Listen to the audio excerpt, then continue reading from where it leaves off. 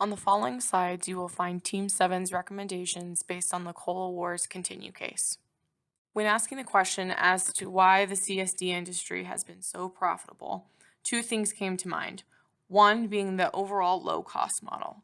The ingredients, as well as the capital needed to maintain this operation, are significantly smaller as compared to a lot of other consumer products.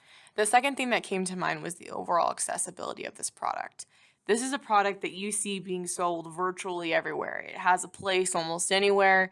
They're not limited in terms of the places that they can realistically sell their products to consumers. Not to mention that this industry also benefits from consumers maintaining a pretty high brand loyalty. When you look at the CSD industry across the five forces model, you see a lot of green. For the most part, across all five forces, they're gaining a competitive advantage. There's some things still in question. How much industry growth will they continue to experience? There's differing switching costs between their two suppliers, which we'll mention and go into a little bit more detail later in the presentation. But overall, it's clear that this industry benefits significantly from each of these five forces, giving them a competitive advantage against other consumer products. When you compare the economics of the concentrate business to the bottling business, it's easy to see why the concentrate business will be significantly more profitable. One, there's higher switching costs.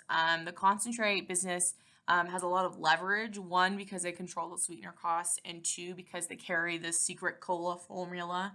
So the brand is incentivized to main smaller groups and even the same existing concentrate suppliers to avoid risk.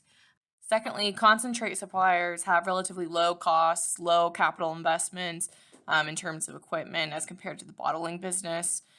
Number of suppliers, like mentioned earlier, because of the risk associated with secrets getting out in terms of their formula, there's fewer of them, which gives them a competitive advantage. But lastly, where the bottling business really comes at the disadvantage is the fact that they interface both with the supplier and the customer.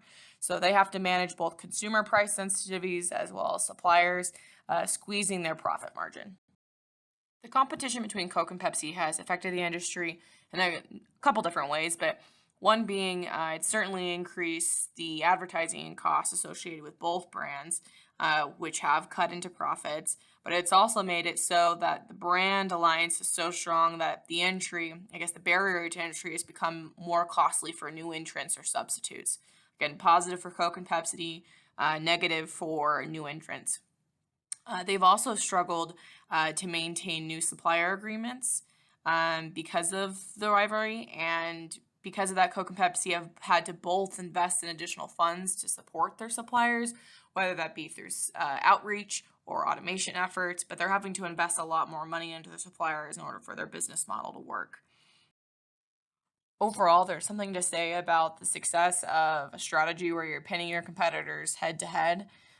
When looking at this, every time Coke chooses to go out there and propel an advertising campaign that puts them in the fire and really pushes Pepsi's buttons, Pepsi's getting free advertising out of that. So in a lot of ways, they're propelling each other's industry profits. But again, taking into consideration that the market demand is declining and continue to decline, those highly expensive advertising efforts can become more costly, especially as they have less ROI. Lastly, how can Coke and Pepsi sustain their profits in the wake of a flattening demand? Four things. One, increase the focus on non-carb brands as the new health fad kind of takes a larger toll on the CSD industry. Both of them occupy brands that are already associated with a non-carb and should continually promote their efforts to reach the target consumers and distribution channels. Two, increase their focus on global markets. The U.S. market is obviously showing a decline, but there are several other global markets that are still experiencing market growth.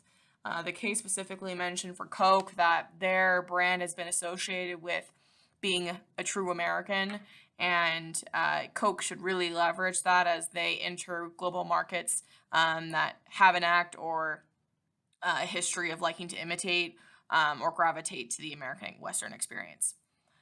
Third, increase supplier support. Again, they've already doing a lot of this, but continue to support them through cost-saving opportunities, thus creating additional value for the entire supply chain. Overall, both brands need to take the time to reinvent themselves, to reposition themselves, and re strategize to fit the market of the future.